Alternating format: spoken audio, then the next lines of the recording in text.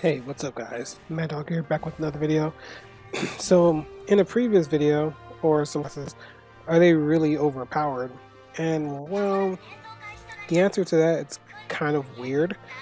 Um, One thing I would take away from it was the comment was about min-maxing.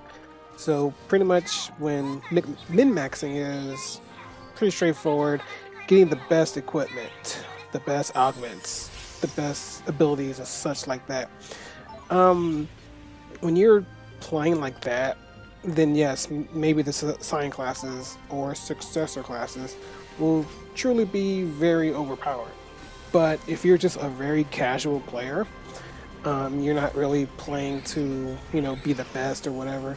And again, you should, be somewhat good in the game because there's a lot to learn in the game. So when you do that, you get just a lot of appreciation of how you play the game and how you're playing the game. So when you're seeing, people on Twitch or whatever, or you're just watching people casually play, or even you casually play, you'll see, okay, I'm not doing enough damage, so maybe I should be doing more. As a successor class, having the best gear will really help. I mean, the class and its mechanics can be very overpowering, and you can find yourself doing really well, even if you don't have the best weapons.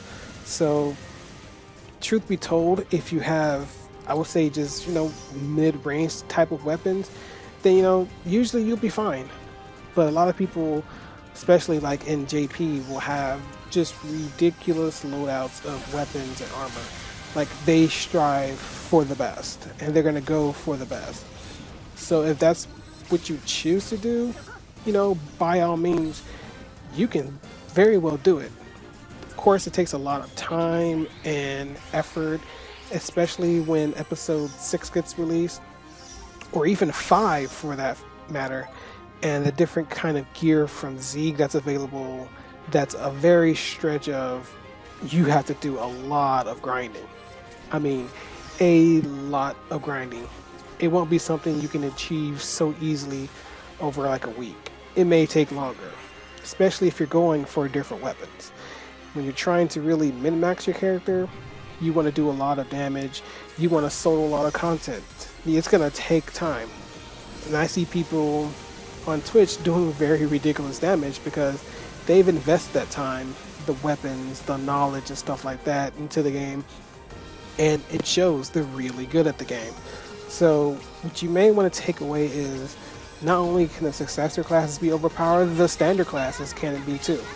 It's just really how you play. If you have a very lax and casual playstyle, maybe you won't be the strongest, but you're comfortable for how you play. If you want to be the best and the strongest, yeah, you're going to put all that time and effort in.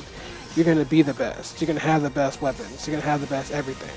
And then your Scion class will be able to solo a lot of stuff. Probably anything. You'll have the highest scores and you'll kill the most enemies and such. But anyway, that's just a quick little takeaway of just how I feel if Scion classes or Successor classes are really overpowered. And really, truth be told, they're not. Their abilities make them really strong on their own. It's just the weapons that you need to have makes up for that. So I hope that really answered a lot of questions for people. I know people are still curious about the successor classes, especially if they've never played on JP and they don't know how they work or how they play.